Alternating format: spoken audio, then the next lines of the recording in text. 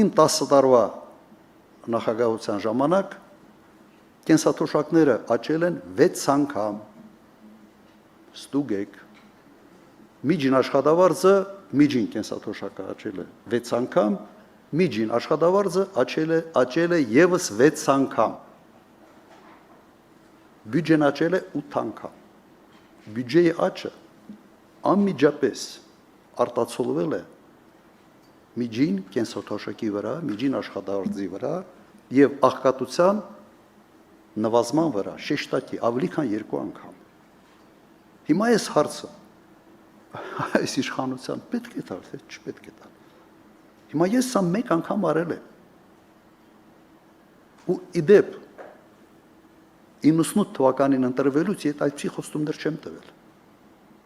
2003 թվականին ընտրվելուց եւս այսպիսի խոստում չեմ տվել։ Որտեղ ռիսկային խոստում կլներ։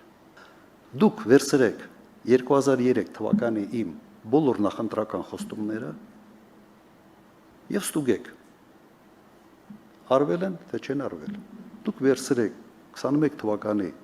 ԿՊ-ի նախընտրական խոստումները եւ կառավարության ծրագիրը, խոստումները արտահայտվում են նաեւ ծրագրով, կոնկրետանում են։